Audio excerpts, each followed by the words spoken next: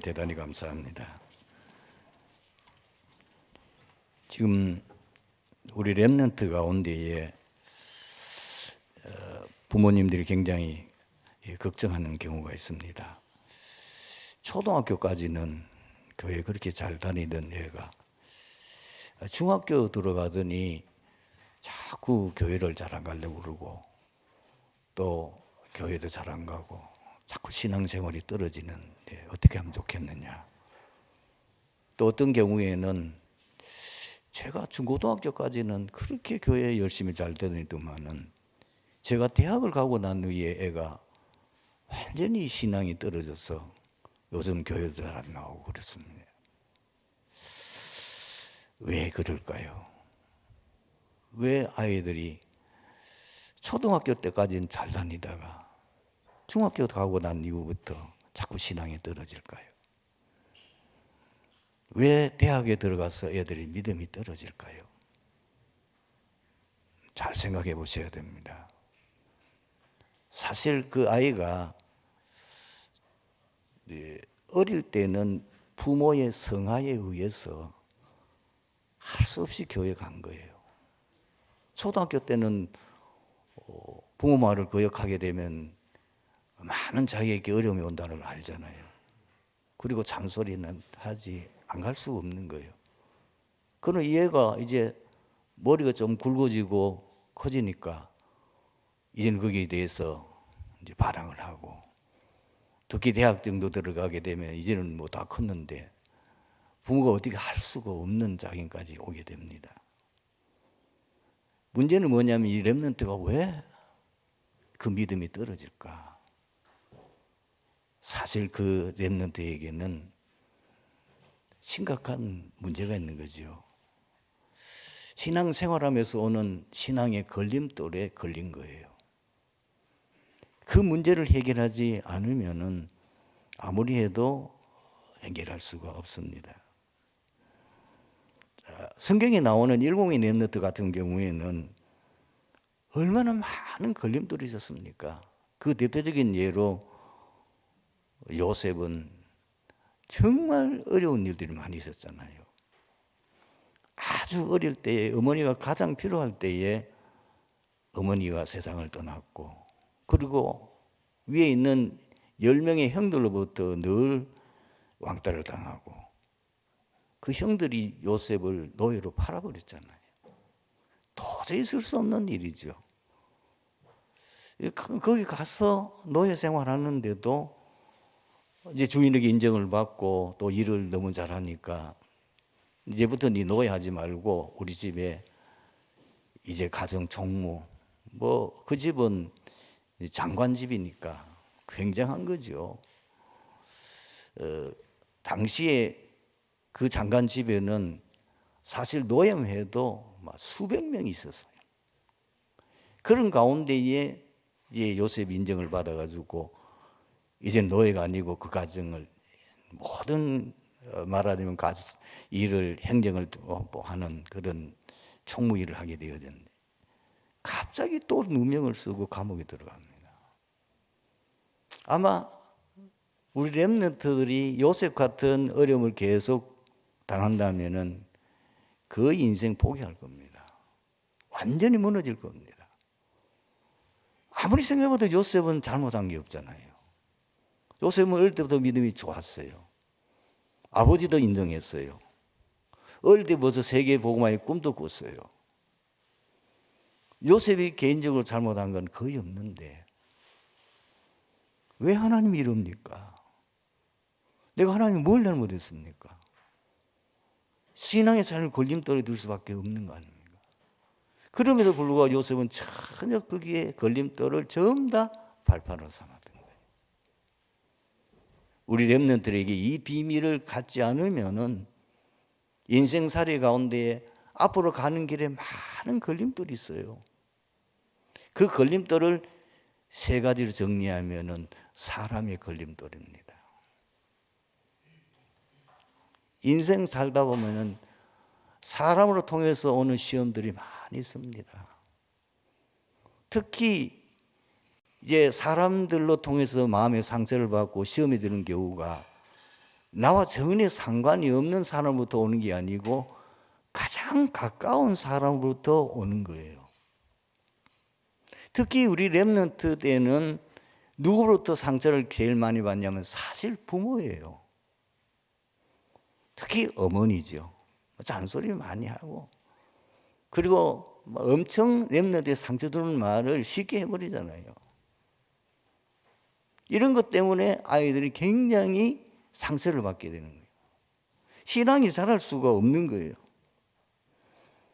그러면은 렘넌트들 어떻게 우리가 이런 많은 주위에 있는 시험들, 어려움들 오는 것을 극복하고 그걸 발판으로 삼을 수 있도록 할 거냐 하는 겁니다. 당연하다는 거예요. 이것부터 아이가 이해해야 돼요. 부모가 그런 거 당연하다. 그리고 내 주위에 있는 많은 선생님들이나 혹은 내 주위에 있는 교회 가보니까 교회도 성도들이 막 불신앙의 말을 하고 뭐 상처 주는 이런저런 말 하는 거 당연하다. 그거는 인간이다. 모든 사람은 모자라고 연약하다. 그렇기 때문에 오히려 네가 그를 배려할 수 있어야 된다. 뿐만 아니고 그들이 하는 말을 다 수용하고 거기 빠지지 말고 네가 그것을 초월해라. 왜 하나님이 네 주위에 이런 사람을 두었을까? 왜 하나님이 내게 너무 상처를 두고 너에게 늘 시험을 주는 부모를 만나게 했을까? 살리라는 거다. 복음으로 그들을 살리라고 하나님이 그 부모를 만나게 하셨고 네 주위에 그런 사람을 만나게 한 거다. 목사님, 우리 가문은 왜 그렇습니까? 그래, 그 가문 살리라는 거다. 우리 가문은 너무 저주지앙돼. 그래서 네가 복음을 그 가문을 살려서 가문 복음하라는 거 아니냐. 이렇게 아이들 속에 모든 자기 앞에 사람을 통해서 오는 걸림돌을 발판으로 삼아 축복의 발판으로, 세계복음의 발판으로 삼도록 이끌어가야 됩니다. 두 번째 오는 걸림돌이 뭡니까? 늘 가정에만 살다가 이 아이가 이제 조금 커지면은 친구도 사귀게 되고 이 중학교, 고등학교 가게 되면은 이 세상을 보게 되잖아요. 이 세상을 보게 될 때에 대단한 거예요. 어릴 때는 부모밖에 몰랐는데 밖에 나가 보니까 막 대단하고 어마어마한 거예요. 이야, 세상에 이게 대단하구나. 내가 그동안에 우물 안에 개구리처럼 몰랐구나. 저 사람은 예수 안 믿는데도 너무 잘 돼. 저 사람은 불교 믿는다는데 너무 성공했어. 이제까지 내가 교회에서 배우기는 하나님 외에는 다른 신이 없다고 그랬고 우리가 믿는 이 하나님만이 참 하나님이요 인간의 생사화복을 주시는 하나님이라고 그렇게 알고 있는데 저런 이상한 귀신 섬기고 부조 섬기고 그리고 하나님도 안 믿고 제사 드리고 구도하고 점치고 온갖 하는데도 왜 저 사람 잘 됐냐 그 말이에요. 왜 우리 가정은 지지를 못 사느냐는 거예요. 시험 됩니다. 하나님이 살아계시면 정말 이게 맞나? 세상에 나와보니까 뭐 이상한 거 너무 많거든요. 시험 될 때 한두 가지 아니에요. 어릴 때는 몰랐어요. 여기서 그 세상 현실을 발판 삼도록 만드냐면은 영적 사실을 보게 만들어야 돼요. 세상은 어서 보기는 잘 되는 것 같고 굉장한 것 같지만은 그 세상은 사실 사단이 지배하고 있는 세상이야. 세상 섬에서는 사실은 네피림이야. 그래서 사단이 잠깐 사람에게 굉장한 힘과 능력과 세상 사람들이 가질 수 없는 아주 특별한 지혜를 주어서 잠깐 성공하게 할 수 있어요. 그러나 세상 역사를 봐. 언제나 강대국 때문에 세상엔 전쟁과 재앙이 끊임없었다. 별 온일 없는 사람 때문에 세상이 어려움 당하는 게 아니고 너무 잘나고 똑똑한 사람들 때문에 세상은 재앙이 계속 닥쳤다. 그러면서 사단이 준 12가지 문제, 그걸 통해서 오게 되는 이 모든 사실을 이 아이가 이해가 되어지도록 만들고, 세상은 결국은 우리 눈에 보이지 않는 사단이 지배하고 있고, 그리고 세상을 움직이는 대단한 인물들이 사단 서밋이구나. 그래서 이 땅에는 끊임없이 전쟁과 재앙과 그리고 기근과 그리고 질병과 이런 고통이 계속 오구나. 여기서 이 렘넌트가 뭘 발견했느냐? 전도와 선교의 이유를 발견해야 돼요. 그래서 하나님이 나를 렘넌트로 부르셨구나. 세상은 우선 보기 잘 되는 것 같고 뭐 굉장한 것 같던데 결국은 이 땅에 역사는 저 사단의 세력과 그 사단 섬을 통해서 오는 엄청난 이 땅의 재앙과 그 저주를 복음이 아니고는 절대로 해결할 수 없기 때문에 나를 복음 전하는 전도자로 부르셨다. 그 7명의 렘넌트 딱 보니까 답이 나는 거예요. 7명의 렘넌트가 어떤 인물인가? 그 세대의 재앙을 막는 인물이었잖아요. 요셉이 그 당시에 이집트가 세계를 지배하고 있는 강대국이 아니었습니까? 그 흔적이 지금도 이집트에 가면 남아있잖아요. 그 피라미드라든지 스핑크스라든지 그게 어마어마한 지금 남은 유적들이 사실은 성경에 기록되어진 이 요셉 시대에 건설된 왕국이 아니었습니까? 지금 뭐 폐허로 남아있잖아요. 그래서 요셉이 그곳에 가서 바로에게 재앙 막는 답을 주어서 세상을 살렸지 않았냐. 7명의 렘넌트를 쫙 보면 그래서 하나님이 나를 이 시대에 렘넌트로 부르셨구나. 세상 부러운 게 아닙니다. 세상 보고 내가 시험 드는 게 아니에요. 세상은 결국은 그렇게 되구나. 이 세상은 복음이 아니고는 절대로 살 리 없었다. 그래서 나를 이 시대에 복음 전하는 전도자로, 그래서 전도와 선교의 사명을 내게 주셨다는 것을 이 렘넌트가 딱 깨달으면 내가 이 땅에 살아야 될 이유가 나오는 거예요. 내가 왜 이 땅에 살아야 되느냐? 내가 해야 될 사명이 뭐냐? 여기에 대한 눈이 확 열리는 거죠. 그런 문제될 거 없어요. 다 세상 그거 잠깐이야. 그거 다 바람 같은 거야. 그건 얼마나 하면 다 무너지는 거야. 그거는 별 볼 일 없는 거야. 그것을 통해서 인간의 참행복을 줄 수 없어. 그것을 통해서 인간의 구원을 줄 수 없어.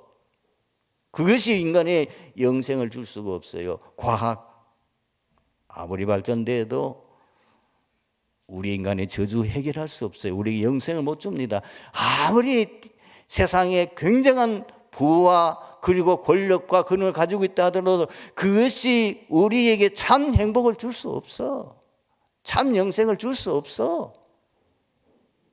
그러면 이제 부러워하는 게 아니라 세상이 불쌍하게 되어지고 거기에 대한 자기가 사명에 오히려 어려운 일을 당하면 당할수록 세상이 어려우면 어려울수록 내가 해야 될 사명에 대한 것이 더 마음에 간절해지는 거죠. 세 번째 걸림돌이 뭐냐면은 자꾸 문제가 오는 거예요. 예수 믿는데도 자꾸 어려움이 와. 위기가 닥쳐. 성경에는 보면은 예수 믿는 사람이 굉장히 많은 응답도 받고 하나님 축복을 받고 그래서 성공도 하고 그리고 막 굉장한 데 있는데 어째 나에게는 자꾸 문제 오는가? 왜 자꾸 어려움 오는가? 우리 가정에 사업을 잘하다가 아버지가 막 사업에 부도가 나버렸어. 큰 시험 들죠. 렘넌트에게는 큰 시험 들 수밖에 없어요. 아니 불신자들이 사업 잘 되는데 왜 우리 아버지 하는 사업이 부도 났냐 그 말이에요. 그것도 예수 잘 믿고 교회 중직자인데 렘넌트에게는 큰 고민을 받을 수밖에 없어요. 이해가 안 되는 거죠. 그래서 불신앙, 그래서 낙심, 그래서 좌절해서 교회 떠나버려. 왜 어려움 주실까요? 질문해 봐야 돼요. 하나님의 절대 계획이 뭘까? 왜 자꾸 어려움을 주실까? 내가 가지고 있는, 우리 가문이 가지고 있는 그 잘못된 각인 뿌리 체질 바꾸라는 거 아니냐? 이것이 내 신앙의 훈련이 아니냐? 정말 하나님께서 나를 이 어려움을 통해서 세계 복음화 할 수 있는 그릇으로 세우는 거 아니냐? 이게 이해되면은 7명의 렘넌트들이 그리고 포로 시대 때의 그 렘넌트들이 초대교회 세계 복음화의 주역으로 쓰임받은 렘넌트들에게 많은 어려움이 왔던 이유가 나오는 거예요. 저와 여러분들이 예수 믿고 난 뒤에 완전해보면 좋은데 그게 안 되거든요. 예수 믿어도 구원은 받았는데 아직 내 체질, 우리 가문으로부터 오는 저주 많이 지금 바뀌어야 되고 갱신되어야 될 것이 가득 차 있어요. 내 생각도 잘 안 바뀌잖아요. 그러니까 하나님께서 우리에게 어려움을 주었어. 그래서 하나님이 요셉에게는 그 시대 세계복음화의 렘넌트로 부르셨기 때문에 남다른 시련을 많이 겪게 하셨구나. 그런 과정을 통해서 요셉이 세계복음화할 수 있는 렘넌트로 세워지는 거잖아요. 렘넌트들에게 이해시켜야 됩니다. 너에게 문제 오는 거는 문제가 아니야. 너를 세계복음화할 수 있는 렘넌트로 세우려는 하나님의 방법이야. 여러분 자세히 보세요. 사람들이 언제 쉽게 타락되고 이상해지냐면은 어려울 때가 아닙니다. 어려울 때는 오히려 자기가 어려우니까 하나님 앞에 막 부르짖습니다. 열심히 기도합니다. 그리고 더 말씀대로 살려고 애를 씁니다. 그런데 대부분의 사람들이 풍족해지고 문제가 없어지면은 나태해져요. 여러분 다윗 왕이 언제 범죄했지요? 다윗 왕이 막 사울한테 쫓겨다니고 막 죽음의 비교 계속 올 때 아닙니다. 그때는 오직 하나님 말하고 여호와는 나의 목자시니 내게 부족함이 없으리로다. 막 그렇게 기도하고 밤에도 기도하고 낮에도 기도하고 새벽마다 기도하고 그렇게 하던 이 다윗이 왕이 되고 난 뒤에 모든 적군들을 다 물리치고 이제는 편안해졌어요. 이제는 걱정할 게 없어. 나라는 크게 부강했어요. 훌륭한 신하들이 너무 많아서 나라는 잘 되고 있어요. 그러다가 어느 날 낮에 낮잠 자고 할 일 없어가지고 왕궁 지붕을 왔다 갔다 하다 보니까 낮에 어떤 여자가 모욕하고 있는데 거기에 홀딱 반해가지고 범죄하게 되고 그 사건 통해서 이 다윗이 얼마나 많은 후손들에게 어려움 당한지 성경은 기록하고 있습니다. 성도 여러분, 특히 렘넌트 가르쳐야 됩니다. 좋은 일만 많이 생기면 좋을 것 같지만 아닙니다. 그거는 우리 생각입니다. 잘 돼 보세요. 거기에 그거 누린다고 교회 안 와요. 그거 누린다고 신앙생활 잘하네요. 사람에게는 적당한 긴장이 있어야 돼요. 어려움 주시는 이유를 딱 발견하고 그걸 깨닫도록 만들어야 돼요. 그것이 하나님이 너를 특별히 사랑해서 그것을 통해서 너를 세계 복음할 수 있는 그릇으로 세우는 하나님의 방법이란다. 걱정할 거 없어. 너는 이 시대의 렘넌트야. 너는 절대로 망할 수 없어. 이렇게 해서 렘넌트 때 지금 자기 앞에 오는 걸림돌 크게 세 가지, 사람으로 돈 걸림돌, 현실과 현장을 보고 오는 걸림돌, 문제와 사건이나 위기로 오는 그 걸림돌 전부 다 축복의 발판으로 삼아야 돼요. 세계복음을 발판으로 삼도록 우리 교사들이나 부모들이 제대로 우리 렘넌트를 신앙으로 세워야 됩니다. 계속 말하셔야 돼요. 계속 얘기해 줘야 돼요. 사건 만날 때마다, 지금 당한 일을 할 때마다 말씀을 가지고 계속 그를 세워나가야 돼요. 예수님께서 바리새인 시몬으로부터 식사 초대를 받고 그 집에 들어가 앉았을 때에 한 여인이 나와서 예수님 발곁에 서서 울며 눈물로 예수님의 발을 적시고 자기 머리털로 닦고 그 발에 입 맞추고 향유를 부었습니다. 이 여인은 그 동네에서 허물 많기로 소문이 나 있었습니다. 모든 동네 사람들이 천시하고 멸시하며 용서받지 못할 죄인으로 취급했습니다. 오늘 본문에 나오는 바리새인 시몬은 더 그러했습니다. 이때 예수님께서는 바리새인 시몬에게 두 빚진 자의 비유를 말씀하셨습니다. 그리고 예수님께서 허물 많은 여인을 정죄하지 아니하시고 여인에게 내 죄 사함을 받았느니라, 내 믿음이 너를 구원하였으니 평안히 가라 말씀하셨습니다. 우리는 오늘 예수님께서 지금 말씀하신 이 두 빚진 자의 비유를 통하여 우리에게 전달하고자 하는 메시지가 무엇입니까? 사죄에 대한 놀라운 비밀입니다. 어떤 사람이 죄 용서받을 수 있습니까? 그 첫 번째가 뭐죠? 자신이 죄인임을 깨닫고 뉘우치는 겁니다. 오늘 본문에 보십시오. 허물 많은 여자요. 그 동네에서 그 주변에 있는 모든 사람들이 다 알고 있는 허물 많은 여자예요. 예수님이 이 동네에 오셔서 바리새인 시몬의 집에 가서 식사하신다는 소문을 듣고는 찾아온 거예요. 아무 말도 하지 않고 예수님 발 곁에 서서 눈물을 쏟았습니다. 온 발이 눈물로 더러워졌습니다. 그러니까 자기 머리털을 가지고 그 발을 다 씻고 그 발에다가 입을 맞추고 그 발에다가 향유를 부어요. 보통 사람은 할 수 없는 일입니다. 여러분, 사람의 이 신체 가운데에 제일 사실 더럽고 추한 부분이 발 아닙니까?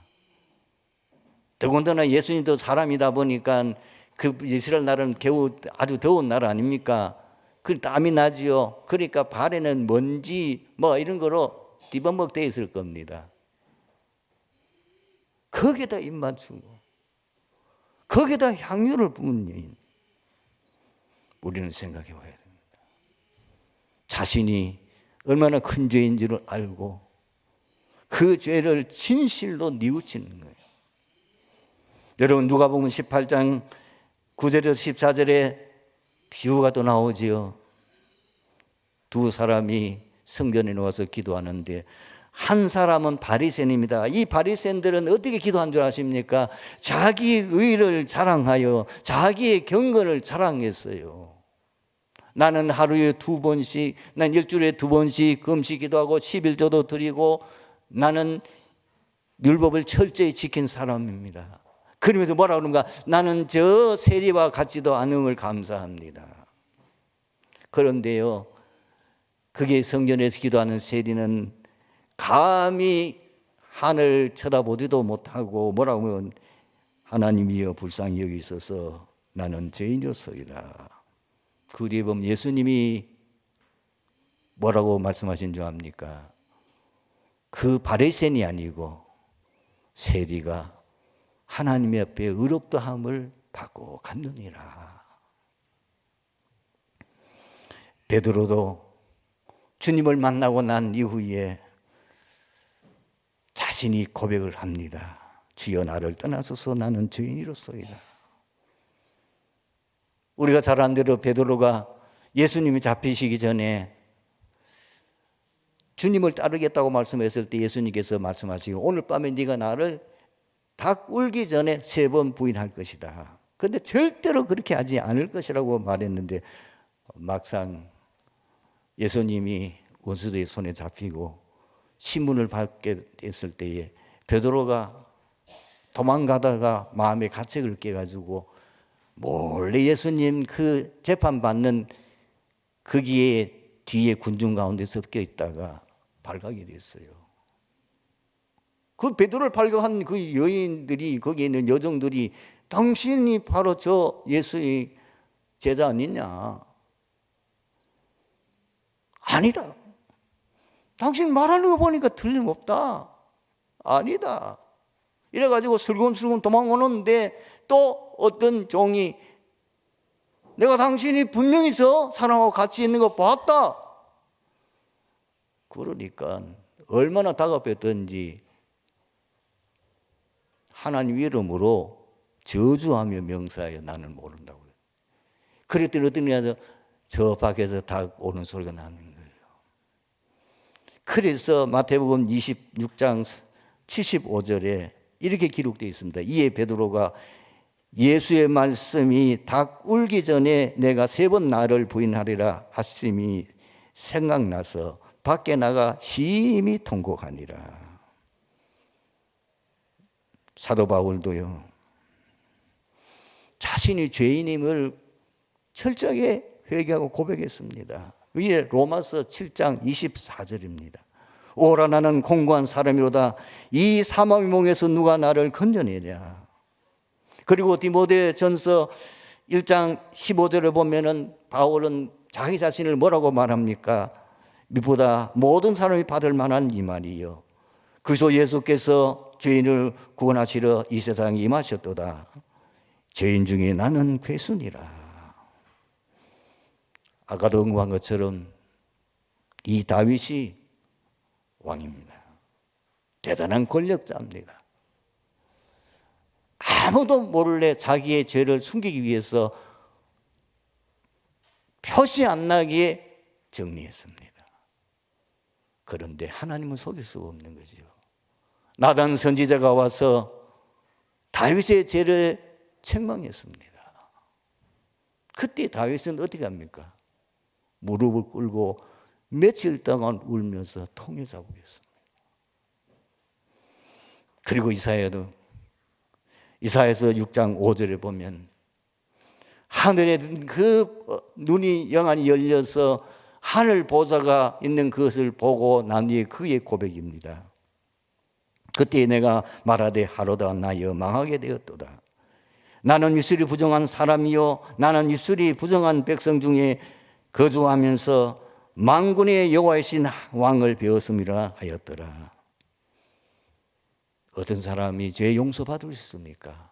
자신이 죄인임을 철저하게 깨닫고 회개하는 사람입니다. 두 번째로 우리가 이 본문 말씀을 통해서 우리에게 주신 메시지가 뭡니까? 하나님은 어떤 큰 죄라도 용서하십니다. 하나님 보실 때는 사실 모든 사람이 다 죄인이에요. 분명히 로마서 3장 10절에 의인은 없나니 하나도 없다. 그리고 로마서 3장 23절에 모든 사람이 죄를 범하였으며 하나님 영광에 이르지 못하더니 뿐만 아닙니다.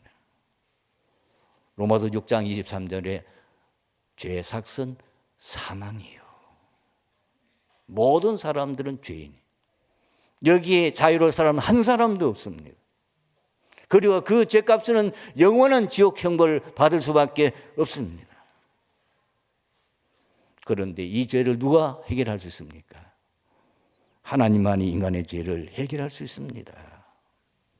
이사야서 1장 18절에 이렇게 기록되어 있습니다. 여호와께서 말씀하시되 오라 우리가 서로 변론하자.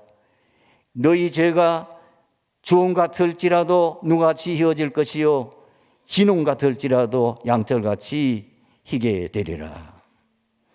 그리고 시편 103편 12절을 보면 동이 서에서 문과 같이 우리의 죄과를 우리에게서 멀리 옮기셨으며. 어떻게 우리 죄가 해결되어집니까? 그리스도를 통해서 해결하실 것을 약속하셨습니다. 그래서 창세기 3장을 보게 되면은 인간이 최초로 범죄했을 때에 하나님이 바로 그 문제를 해결할 수 있는 그리스도를 보내주실 것을 약속하셨습니다. 그것이 창세기 3장 15절입니다. 그리고 출애굽기 3장 18절에도 이스라엘 백성들이 완전히 저주장에 빠져 지금 애국의 노예가 되었을 때에 그 문제를 해결할 수 있도록 하기 위해서 피제사, 희생제사를 드리라고 했고, 피제사, 희생제사 드리는 그날 바로왕이 항복하고 이스라엘 백성들을 해방시켰다는 사실입니다. 그래서 왜 구약에는 많은 양을 잡아서 속죄제사를 드렸느냐? 참 우리가 생각해도 끔찍하잖아요. 하루에도 아침 저녁으로 중요한 절기 때는 하루 종일, 혹은 개인이 자기가 죄가 생각이 날 때는 그 사정을 받기 위해서 반드시 양이나 혹은 제물을 가지고 하나님 앞에 나가서 속죄하는 제사를 드리는데, 반드시 속죄제는 짐승을 잡아서 피를 흘리는 죽음을 통해 가지고 속죄함을 받는 제사를 드리게 하는데 왜 그렇게 했을까요? 레위기 17장 11절에 이렇게 기록되어 있습니다. 육체의 생명이 피에 있나니라. 내가 이 피를 너에게 주어 제단에 뿌려 너희 생명을 위하여 속죄하게 하였나니 생명이 피에 있으므로 피가 죄를 속하느니라. 놀라운 말씀이죠. 그래서 예수님이 인간의 그 죄의 값은 사망이요, 그 죄값은 반드시 인간의 죽음으로 통해서만 해결할 수 있기 때문에 예수님이 십자가에 달려 죽으신 것입니다. 그 죽으심으로 말미암아 인간의 모든 문제가 해결되어진 겁니다. 예수님이 십자가에서 한 방울의 피도 낭비 없이 다 쏟으시고 마지막 하신 말씀이 무엇인가? 내가 다 이루었다.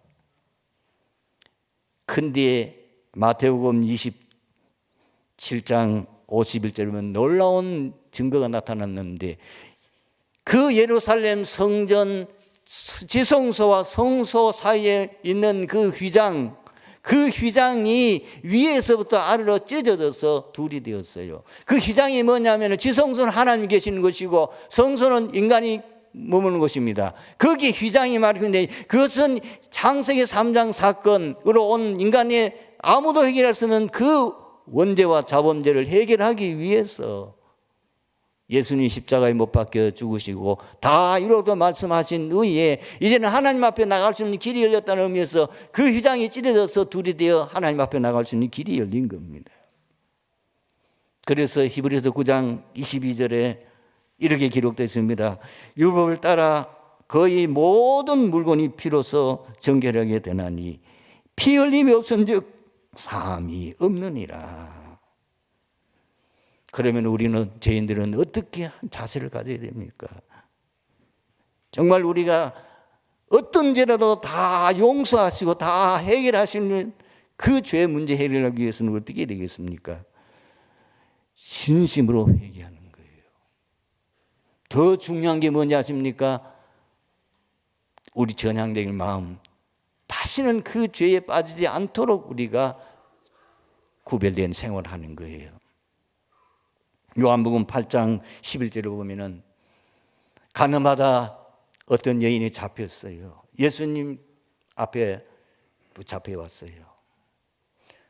예수님 시험하기 위해서 많은 사람들이 가늠한 그 여인을 잡아가지고 예수님 앞에 꿀함피 놓고 손에다 돌을 들고, 분명히 모세에게 율법에 이렇게 기록되어 있습니다. 가늠한 여인은 돌로 쳐 죽이라고 했습니다. 선생님 어떻게 하시렵니까? 예수님이 뭐라고 말씀하셨죠? 그래, 죄 없는 자가 돌로 쳐라. 다 양심의 가책을 받아가지고 다 도망가 버렸어요. 죄 없는 자가 어디 있습니까?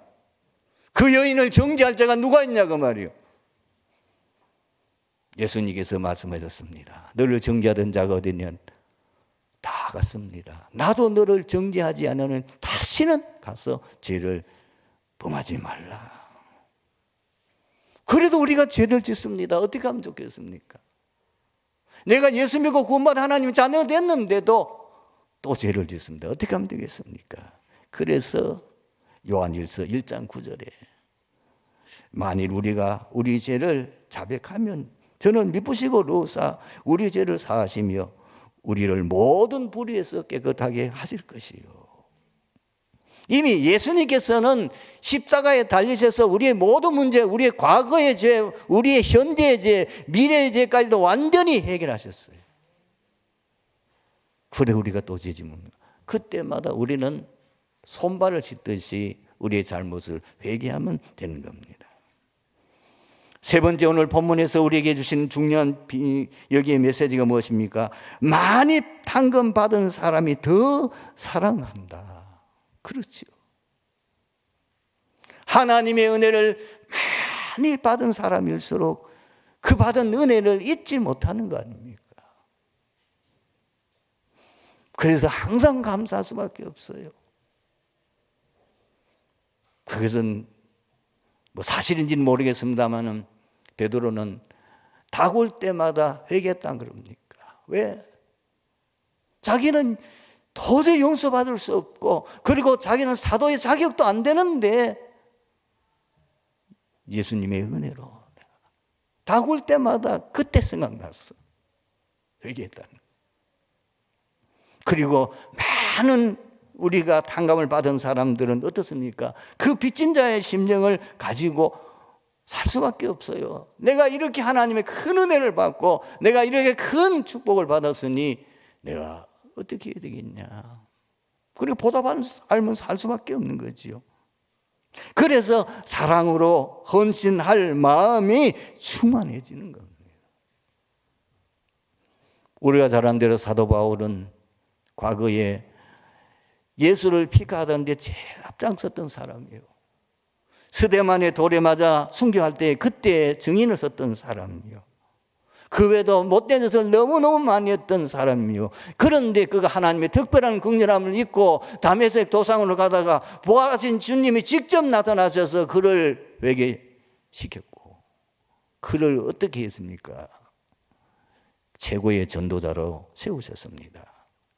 가라, 이 사람은 내 이름을 이방인과 임금들과 유대인에게 전하기 위한 나의 택한 그릇이라. 그렇게 하나님의 은혜, 그리고 예수님이 나에게 자신에게 베풀은 그 은혜를 너무 감사하기 때문에 그는 복음 위에서 마지막에 순교의 자리까지 나갔습니다. 어거스틴도 마찬가지입니다. 젊었을 때는 굉장히 방탕하게 살았던 사람이요. 그런데 어떻게 합니까? 마지막에는 평생을 주를 위해서 헌신하는 삶을 살았습니다. 오늘 말씀의 결론입니다. 어떻게 하면은 사죄의 은혜를 항상 유지할 수 있을까요? 매일 받은 사죄의 은혜를 묵상하는 겁니다. 그러면 또 회개가 나오게 되고, 그리고 여러분들의 믿음이 회복되어질 겁니다. 그리고 받은 사죄의 은혜를 생각하며 작은 사랑의 수고를 실천하는 겁니다. 예배에 성공하세요. 그리고 받은 은혜 어떻게 내가 헌신할까? 그리고 교회를 위해서 어떻게 헌신할까 생각하시고, 그리고 여러분들이 전도자의 삶을 사는 겁니다. 이번 한 주간도 승리하게 되기를 주님으로 축원합니다. 아버지 하나님 은혜 감사합니다. 오늘 말씀 통해서 트리니티교회 모든 성도들이 최고 내받고 응답받는 축복의 시간이 되게 하여 주시옵소서. 주님의 사죄의 은총을 풍성히 한 주간 누리며 증인되는 역사 일어나게 하옵소서. 주 예수 그리스도의 이름으로 기도하옵나이다. 아멘.